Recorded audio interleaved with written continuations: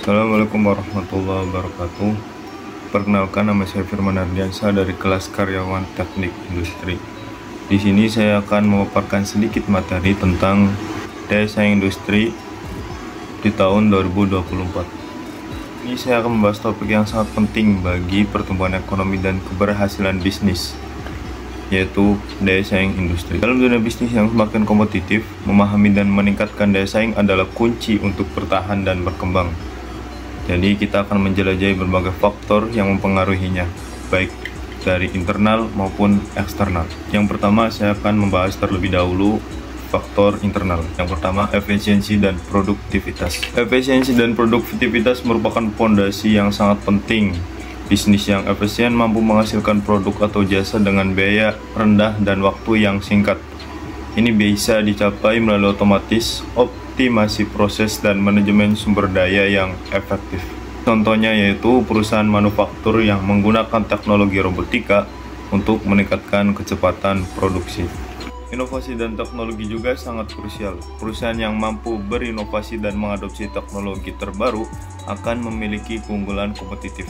Ini termasuk pengembangan produk baru, peningkatan kualitas, dan penciptaan model bisnis yang inovatif.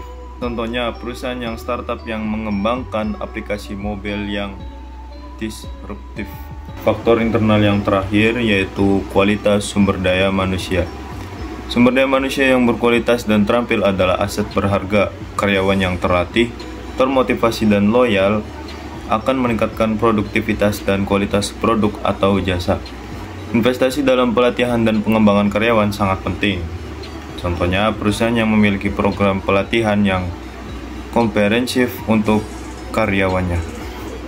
Sekarang kita beralih ke faktor eksternal.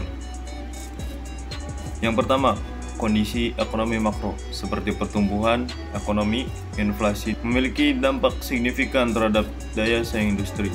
Pertumbuhan ekonomi yang kuat akan meningkatkan permintaan, sementara inflasi yang tinggi dapat meningkatkan biaya produksi. Contohnya, dampak resesi ekonomi terhadap industri otomotif. Faktor eksternal yang kedua yaitu regulasi pemerintah dan kebijakan. Regulasi pemerintah dan kebijakan juga berperan penting. Kebijakan fiskal dan moneter, regulasi lingkungan, dan kebijakan perdagangan dapat mempengaruhi biaya produksi dan akses pasar. Contohnya, dampak kebijakan biaya masuk terhadap industri tekstil. Persaingan dan kondisi pasar sangat menentukan daya saing. Kehadiran pesaing yang kuat, tingkat persaingan yang tinggi, dan perubahan tren pasar akan menantang perusahaan untuk berinovasi dan meningkatkan efisiensi.